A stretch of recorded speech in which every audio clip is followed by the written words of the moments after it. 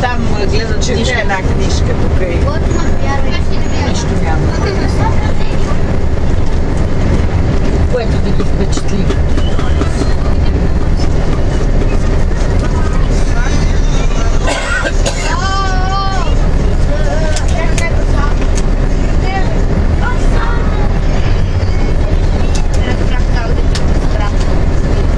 И после регионални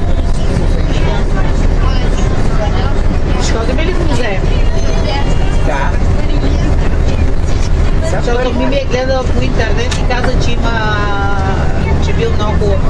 Да, значи сега първо панорамата, защото от 12 е повече. Той музей е от 12 години. Значи ще ги пуснем да се разхождат. Да, като тръгнем от панорамата в Плевен, ще ги пуснем да се разхождат. Малко изгубихме сега темпо, защото Да.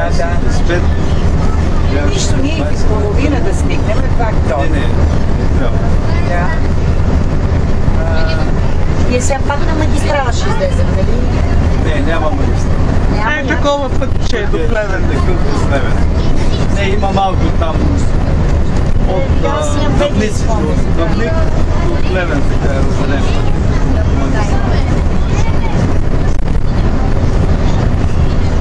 Северна България е лишена от магистрала. До тук беше магистралата, до Ямница. Това, което сме направили, то до Живко беше до тук направено. Сега Мате Бойко почва. Да. Мате Бойко ще го направи. Бойко сега прави 5 моста, където не му е работа. Ето ти златна памет. София до Обров, за да може 12 лева е дала. ремонтите да се направят, да може да веднага да реже лентите. Бойко е по лентите. Абсолютно. Нали В кой филм беше? В коя да погледна да видя само? сега в Кръщане. Кръщане, дето резале. Над бебето. Тук е селото. Кое село е това?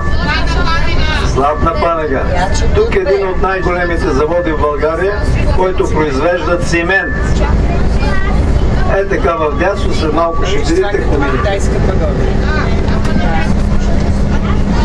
Църква за щастие, вечерния.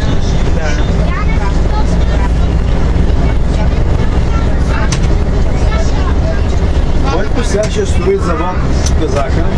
За буклук. Той направи първата копка, която беше кмет. Да.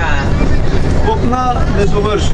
Метицата Фандъкова направи втората копка и аз няма време да попитам дали продължава да копаете, защото още нищо не направи.